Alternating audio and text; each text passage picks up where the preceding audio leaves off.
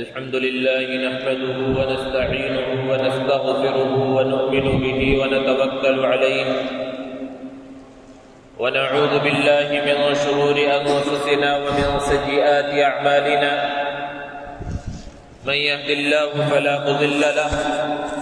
ومن يضلل فلا هادي له ونشهد أن لا إله إلا الله وحده لا شريك له ونشهد أن سيدنا ومولانا محمدا عبده ورسوله صلى الله تعالى عليه وعلى آله وأصحابه وبارك وسلم تسليما كثيرا كثيرا. أما بعد فأعوذ بالله من الشيطان الرجيم. بسم الله الرحمن الرحيم. يا أيها الناس إنا خلقناكم من ذكر وأنثى وجعلناكم شعوبا وقبائل لتعارفوا إن أكرمكم عند الله أتقاكم إن الله عليم خبير. صدق الله العظيم.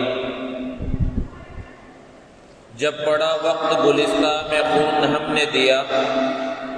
جب پڑا وقت گلستہ میں خون ہم نے دیا، جب بہار آئی ہے تو کہتے ہیں تیرا کام نہیں. معزز سامعین کرام، بزرگوں اور دوستوں،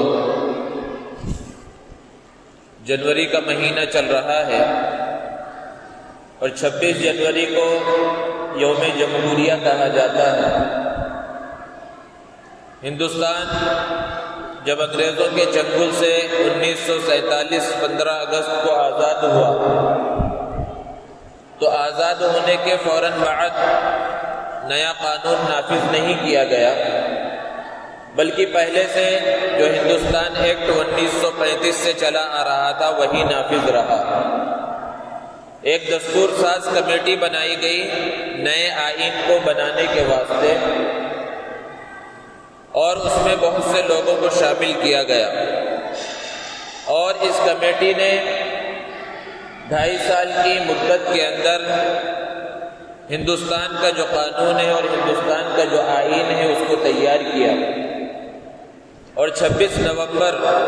1949 کو یہ قانون بن کر تیار ہوا، اور پھر 26 جنوری 1950 میں یعنی آزادی کے تقریباً 2.5 سالوں کے بعد اس دستور پر اور اس آئین پر عمل آوری کی اجازت پارلیمنٹ سے دی گئی. تو اس اعتبار سے 26 جنوری کا دن ہندوستان کے لیے بڑا اہم دن مانا جاتا ہے. اور یہ 2 دن، وہ 15 اگست کا دن ہو یا 26 جنوری کا دن ہو، یہ قومی دن مانے جاتے ہیں، اور اس دن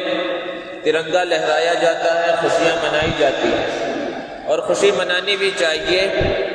کیونکہ ہندوستان غلامی کی زندگی بسر کر رہا تھا. یہاں کے لوگ غلامی میں جی رہے تھے اور ان کو آزادی کا دن دیکھنا نصیب ہوا تھا،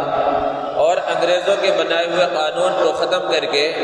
اپنا قانون انہوں نے نافذ کیا تھا. اس اعتبار سے خوشی منانی بھی چاہیے.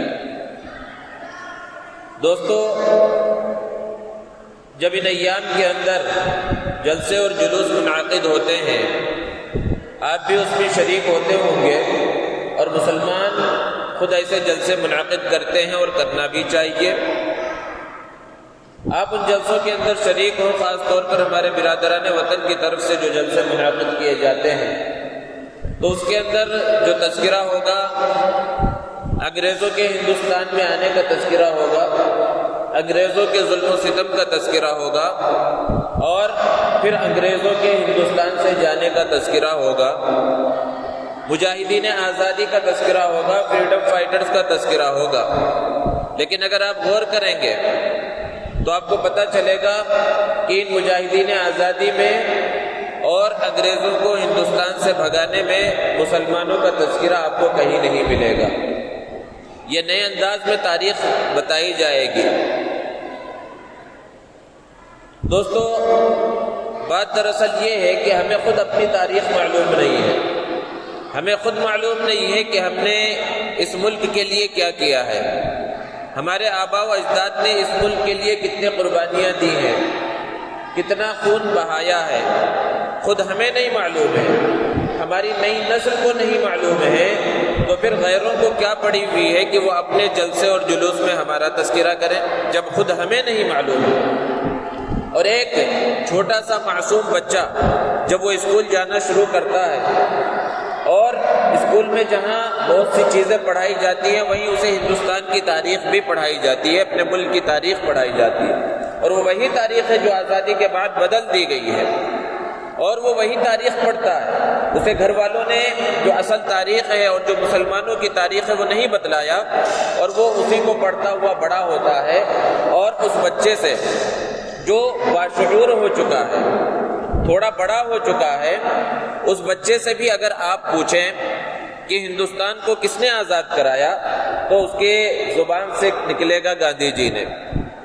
اس کو اپنی تاریخ معلوم نہیں ہے، اور اس کے اندر اس کی غلطی نہیں ہے بلکہ ہماری غلطی ہے، سرپرستوں کی غلطی ہے،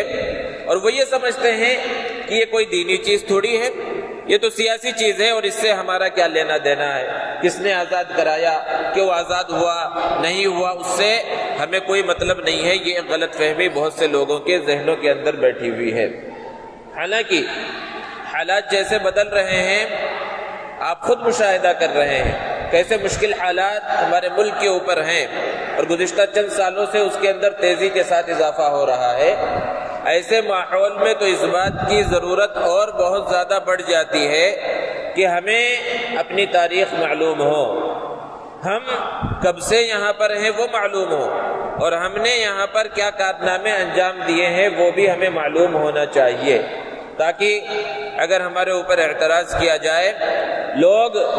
کچھ بات کریں تو ہم ان کو جواب دے سکیں، ہمارے پاس جواب دینے کے واسطے ان کے پاس کچھ ہو۔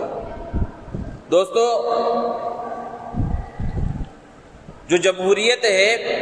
اور ہندوستان دنیا کے بڑے جمہوری ملکوں میں شمار ہوتا ہے، تو یہ جمہوریت جو یہاں پر آئی ہے تو یہ جمہوریت نتیجہ ہے آزادی کا۔ اگر آزادی نہ ہوتی تو یہ جمہوریت اور اس طرح عوامی حکومت یہاں پر نہ بن پاتی، اور اس آزادی کے لیے جو جدوجہد ہے اور جو کوشش ہے اور جو محنت ہے وہ سینکڑوں سال پر محیط ہے، سینکڑوں سال سے وہ چلی آ رہی ہے۔ جب بھی جنگ آزادی کا تذکرہ کیا جاتا ہے، عام طور پر آپ سنیں تو اس کا آغاز 1857 کی جنگ آزادی سے کیا جاتا ہے۔ یہ ایک غلط فہمی ذہنوں میں بٹھانے کی کوشش ہوتی ہے، اور اس کا مقصد یہ ہوتا ہے کہ اگر 1857 سے جنگ آزادی کا آغاز کیا جائے تو مشکل سے 90 سال ہیں آزادی ملنے میں، اور یہ بتانا مقصود ہوتا ہے کہ اصل جنگ آزادی انہی 90 سالوں کے اندر لڑی گئی اور اسی کے اندر کوشش کی گئی، اور اس سے اصل مقصد ہوتا ہے مسلمانوں کی 100-150 سالہ تاریخ کو بھلا دینا، یکسر فراموش کر دینا۔ حالانکہ جنگ آزادی کا آغاز 1857 میں نہیں بلکہ اس سے 100 سال پہلے 1757 میں اس کا آغاز ہو چکا تھا، کہ ہندوستان میں جب انگریز 1600 کے بعد آیا اور ایسٹ انڈیا کمپنی کے ذریعے اس نے اپنے پر پھیلائے اور جگہ جگہ پر اس کے گورنر بننا شروع ہو گئے، اور آہستہ آہستہ چھوٹے چھوٹے علاقوں کو انہوں نے اپنے قبضے میں کیا، تو سب سے پہلے جس شخص نے ان سے مقابلے کا آغاز کیا وہ نواب سراج الدولہ، جو بنگال کا حکمراں تھا اور بہت نیک بادشاہ تھا۔ وہ انگریزوں کے خلاف بنگال میں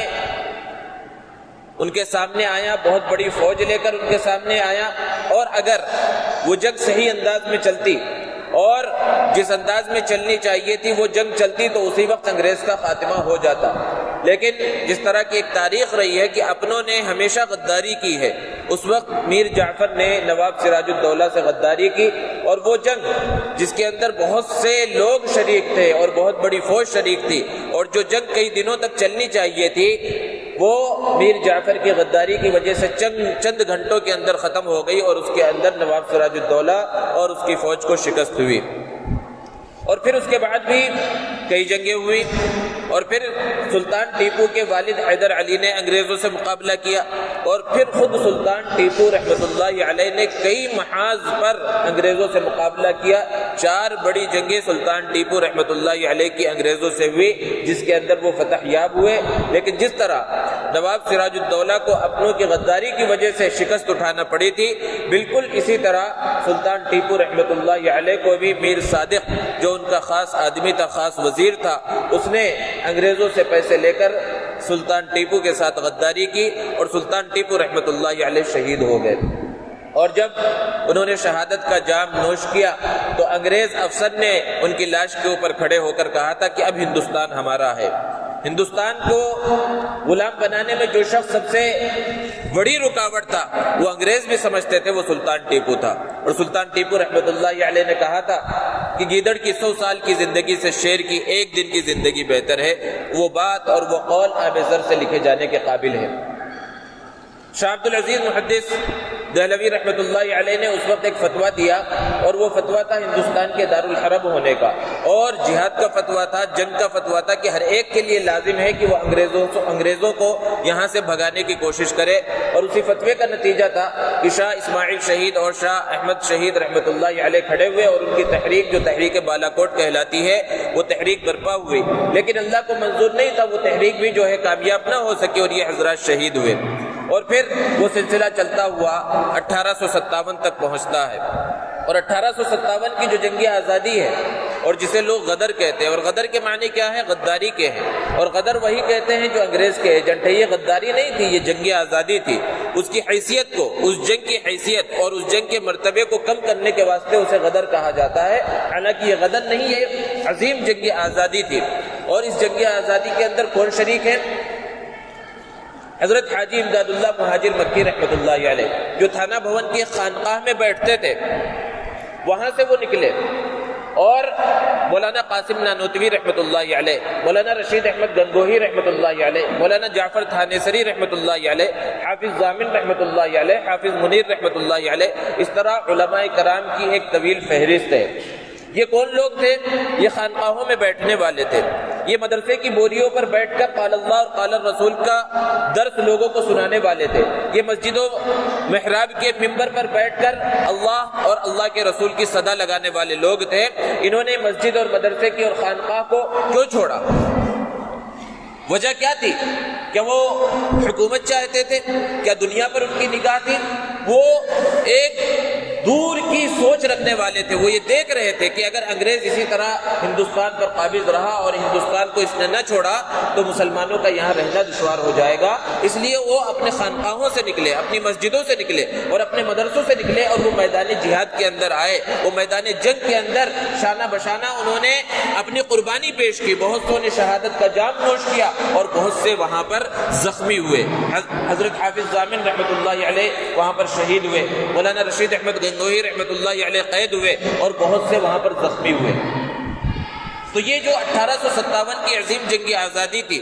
اس کے اندر بھی شکست ہوئی مسلمانوں کو، اور جو لوگ اس کے اندر شریک تھے ان کو شکست ہوئی۔ لیکن اس کے بعد انگریز بہت پریشان ہوا کہ اگرچہ ہماری تعداد بہت زیادہ ہے، ہماری فوج کی تعداد بھی بہت زیادہ ہے، اور یہ جو لوگ ہمارے مقابلے پر آتے ہیں یہ ہمارے سامنے ٹک بھی نہیں پاتے، ان کے پاس اس طرح کے ہتھیار بھی نہیں ہیں۔ لیکن ان کو یہ فکر ہوئی کہ ہندوستان جو ایک زمانے میں سونے کی چڑیا کہلاتا تھا، اور اسی سونے کی چڑیا کو دیکھ کر واسکو ڈی گاما جو پوری دنیا کا سفر کر رہا تھا، اس نے برطانیہ کے پارلیمنٹ میں ہندوستان کے نقشے پر انگلی رکھ کر کہا تھا کہ یہ سونے کی چڑیا ہے، اسے ہمیں حاصل کرنا ہے، اور تقریباً انہوں نے حاصل کر لیا تھا۔ تو پھر برطانیہ کے پارلیمنٹ میں میٹنگ ہو رہی ہے کہ آخر کیا وجہ ہے کہ چند دنوں میں وہاں پر کوئی نئی تحریک اٹھ جاتی ہے اور پھر کچھ لوگ ہمارے مقابلے پر آ جاتے ہیں۔ تو اس وقت یہاں پر میٹنگیں ہوئی انگریز افسران کی، اور پھر برطانیہ کے پارلیمنٹ میں لکھ کر بھیجا گیا کہ جب تک یہاں پر چند چیزیں باقی ہیں یہاں پر ہم پوری طرح کامیاب نہیں ہو سکتے، جب تک یہاں پر قرآن باقی ہے ہم کامیاب نہیں ہوں گے۔ تو اس کے نتیجے میں 3 لاکھ قرآن مجید کے نسخے جلائے گئے، لیکن ہر مسلمان جانتا ہے کہ قرآن مجید کے نسخوں کو جلا کر قرآن کو ختم نہیں کیا جا سکتا۔ اور پھر انگریز افسران نے برطانیہ کے پارلیمنٹ میں یہ بھی بتلایا کہ جب تک یہاں علماء باقی ہیں ہم یہاں کامیاب نہیں ہو سکتے۔ تو وہاں سے فیصلہ آیا کہ علماء کو ختم کیا جائے، اور تاریخ آپ کو بتلاتی ہے کہ تقریباً 51,000 علماء کرام کو شہید کیا گیا، اور صرف علماء کو ہی شہید نہیں کیا گیا، علماء کی شکل و شباہت رکھنے والے جو حضرات تھے، جو ٹوپی داڑھی رکھتے تھے، جو کرتا پائجامہ پہنتے تھے، انہیں بھی عالم سمجھ کر انہیں بھی شہید کیا گیا۔ بہت بڑی تعداد میں مسلمانوں کو شہید کیا گیا۔ اور تیسری بات یہ تھی کہ جب تک ان کے اندر جہاد کا جذبہ ہے، جب تک ان کے اندر یہ جذبہ ختم نہیں ہوگا ہم کامیاب نہیں ہوں گے۔ تو اس کے لیے انہوں نے بڑے غداروں کو تیار کیا جنہوں نے جہاد کے خلاف فتوے دیے، اور ان میں سب سے بڑا ملعون مرزا غلام احمد قادیانی تھا، جو انگریز کا پالتو تھا، انگریز کا ٹٹو تھا۔ اس نے یہ فتویٰ دیا، یہ بیان کیا کہ انگریز سے جہاد کرنا حرام ہے۔ لیکن دوستو، یہ ساری کوششیں ایک طرف تھی، اور دوسری طرف وہ شعلہ تھا، وہ چنگاری تھی جو لوگوں کے دلوں میں تھی، یہاں پر انگریز سے چھٹکارا حاصل کرنے کے واسطے وہ آگے بڑھتی رہی، اور وہ بڑھتے بڑھتے تحریک ریشمی رومال کی شکل میں نافذ ہوئی، جو شیخ الہند رحمۃ اللہ علیہ نے چلائی، مولانا محمود حسن رحمۃ اللہ علیہ نے۔ اور وہ ریشمی رومال کی تحریک کیا تھی؟ وہ ایک بالکل خفیہ تحریک تھی، اور وہ تحریک اس طرح چل رہی تھی کہ اس کے اندر آمنے سامنے انگریزوں سے مقابلہ نہیں کیا جائے گا، بلکہ جو مسلم ممالک ہیں دور دور کے، ان سے مدد طلب کی جائے، اور ریشمی رومال کے اندر خطوط لکھے جاتے تھے، اور مسلم فرما رواؤں اور مسلم حکمرانوں کے نام یہ فرمان اور یہ چیز لکھی گئی کہ ہندوستان کے اندر جو لوگ ہیں وہ پریشانی میں ہیں، اور خاص طور پر مسلمان یہاں پر پریشانی کے اندر ہے، ہمیں آپ کی مدد کی ضرورت ہے۔ اور ایک جلا وطن حکومت افغانستان کے علاقے میں اس وقت قائم کی گئی، اور اس میں صرف مسلمان شامل نہیں تھے، برادران وطن کو بھی شامل کیا گیا، اور اس کا صدر راجہ مہندر پرتاپ کو بنایا گیا۔ لیکن یہاں پر بھی اپنوں کی غداری کی وجہ سے یہ ریشمی رومال تحریک جو بالکل خفیہ تحریک تھی، اس کا وقت سے پہلے افشا ہو گیا، وقت سے پہلے یہ تحریک ظاہر ہو گئی، جس کے نتیجے میں شیخ الہند رحمۃ اللہ علیہ اور مولانا حسین احمد مدنی رحمۃ اللہ علیہ کو گرفتار کر لیا گیا، اور بہت سے علماء کو گرفتار کر لیا گیا، اور اس طرح یہ تحریک بھی نتیجہ خیز ثابت ہونے سے پہلے ہی ختم ہو گئی۔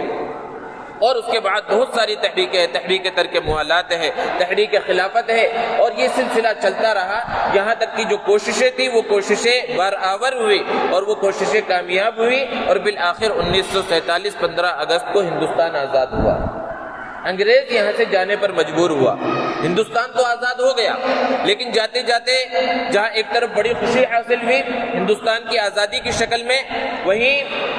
ایک غم بھی ملا، اور وہ غم تھا تقسیم کا، ملک کے تقسیم کا۔ اور یہ شوشہ بھی خود انگریزوں نے چھوڑا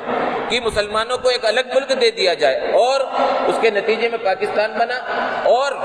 بہت سے مسلمان یہاں سے چلے بھی گئے، لیکن ایک بہت بڑی تعداد مسلمانوں کی ہندوستان کے اندر باقی رہی۔ انہیں یہ موقع تھا کہ جب ملک مل رہا تھا، ایک ملک اسلام کے نام پر اور مسلمانوں کے نام پر الگ بن رہا تھا، تو وہ جا سکتے تھے، لیکن انہوں نے اس ملک کے اندر رہنا پسند کیا، اپنی پسند سے، اپنی چاہت سے انہوں نے اس ملک کو پسند کیا، اور ہندوستان کی سرزمین کو انہوں نے نہ چھوڑا۔ تو آج جو کروڑوں کی تعداد میں مسلمان یہاں پر موجود ہیں، وہ کسی مجبوری کی وجہ سے نہیں ہے، اپنی خوشی سے یہاں پر موجود ہیں۔ ان کے آبا و اجداد یہاں رکے، ان کے پاس بہترین موقع تھا کہ وہ چلے جاتے، لیکن انہوں نے اپنے ملک کو، پیارے وطن کو چھوڑنا گوارا نہ کیا، اور اس ملک کے اندر رہنا پسند کیا۔ تو اگر کوئی یہ کہتا ہے، دوسرے درجے کا شہری مسلمانوں کو کہتا ہے، یا وہ یہ طعنہ دیتا ہو کہ تمہارا ملک بن چکا ہے،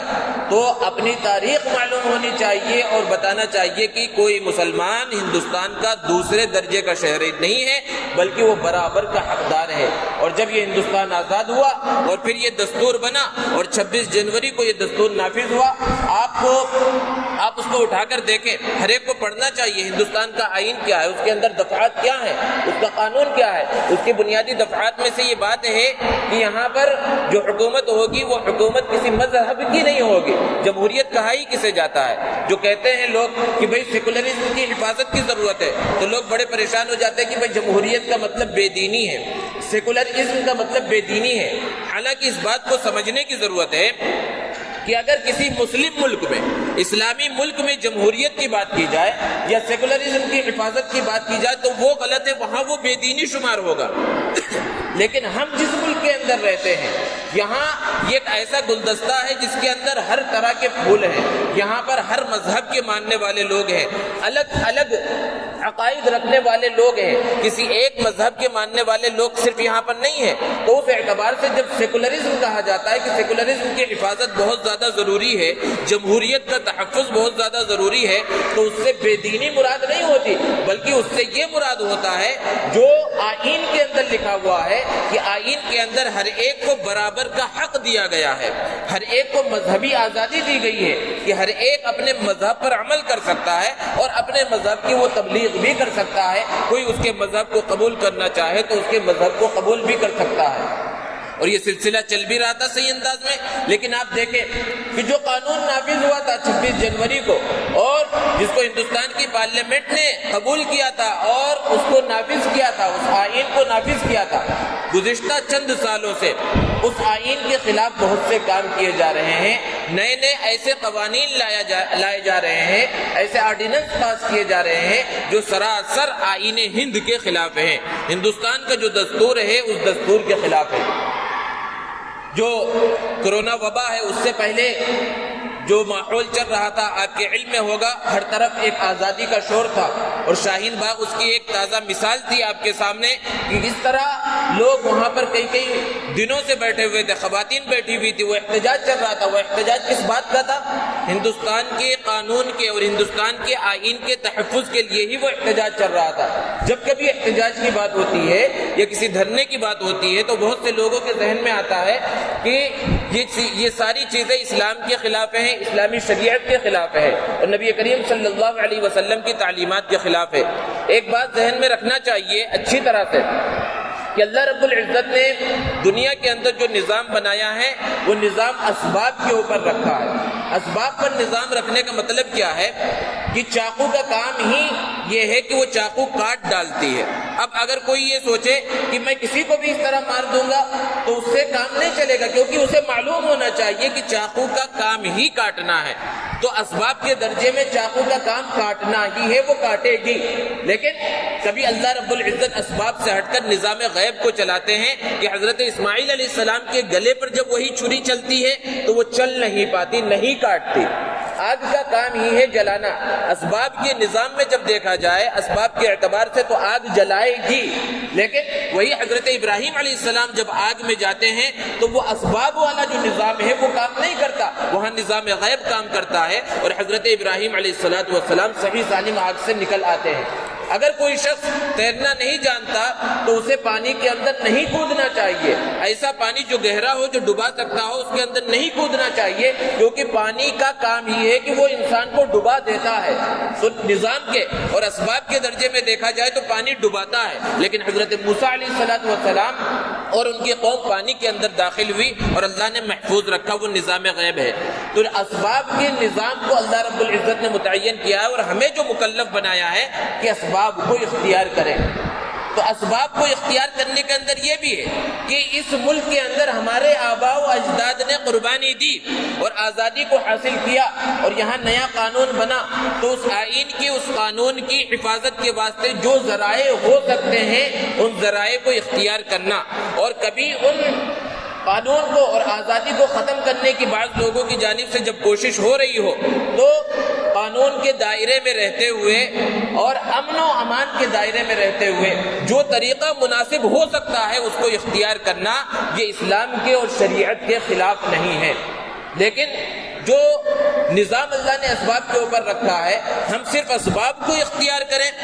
تو اس سے کام نہیں چلے گا۔ اسباب والے نظام کے ساتھ ساتھ نظام غیب کو اختیار کرنا بھی ضروری ہے، اور وہ نظام غیب کیا ہے؟ اللہ کی طرف رجوع کرنا۔ یہ حالات خراب ہو رہے ہیں، اب ہمیں اللہ سے مانگنا بھی ہے، یہ نہیں کہ صرف اسباب اختیار کر رہے ہیں اور احتجاج کر رہے ہیں، نئے نئے قانون کر رہے ہیں جس سے ملک کے لوگ پریشان ہیں۔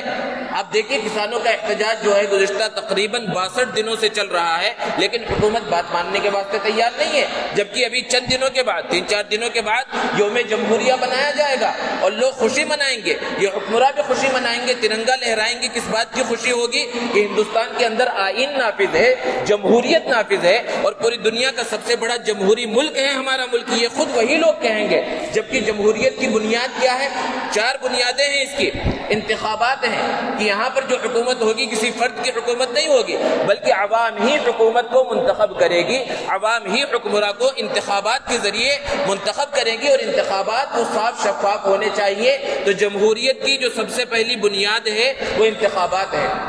اور دوسری بنیاد ہے طریقہ حکمرانی، طرز حکمرانی، کہ طرز حکمرانی صحیح ہونی چاہیے۔ اور کس طرح کی طرز حکمرانی ہونی ہونی چاہیے, کس طرح حکومت کرنی چاہیے کہ عوام جو چاہتی ہے, رعایا جو چاہتی ہے, پبلک جو چاہتی ہے, اس انداز میں حکمرانی ہو کہ پبلک نے آپ کو منتخب کیا ہے, رعایا نے منتخب کیا ہے اور لوگوں نے منتخب کیا ہے, اور لوگ یہ سمجھ رہے ہیں, لوگوں کا ایک بڑا طبقہ یہ سمجھ رہا ہے, پڑھے لکھے لوگ وکلا یہ سمجھ رہے ہیں کہ یہ جو قانون لایا جا رہا ہے یہ قانون ملک میں رہنے والے لوگوں کے خلاف ہے, فلاں کمیونٹی کے خلاف ہے, مسلمانوں کے خلاف ہے, دلتوں کے خلاف ہے, کسانوں کے خلاف ہے. تو حکومت کو کیا چاہیے کہ وہ طرز حکمرانی اسی انداز میں اختیار کرے. یہ جمہوریت کی بنیاد ہے اور یہ بنیادیں خود لکھی ہوئی ہیں اسی آئین کے اندر, اسی جمہوریت کے اندر, اور اسی کی وہ تعریف 26 جنوری کو پریڈ گراؤنڈ میں اور جہاں پر بڑے بڑے منچ پر بیٹھ کر کرتے ہیں, لیکن اسی کے خلاف کام ہو رہا ہے. کسان یہ کہہ رہے ہیں کہ یہ قانون ہمارے خلاف ہے, اس سے ہماری زمین ہمارے ہاتھ سے نکل جائے گی,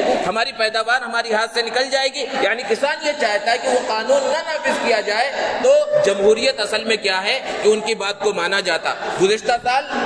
پوری دنیا یہ کہہ رہی تھی, صرف ہندوستان کے لوگ ہی نہیں, کہ NRC ہو یا CA یہ مسلمانوں کے خلاف ہے, ہندوستان میں رہنے والے لوگوں کے خلاف ہے. تو حکمرانی کا طریقہ جو جمہوریت کا ہے وہ یہ ہونا چاہیے کہ جب لوگ کہہ رہے ہیں کہ یہ ہمارے مناسب نہیں ہے تو اس چیز کو نافذ نہ کیا جائے. اور جمہوریت کی تیسری بنیاد ہے عدلیہ,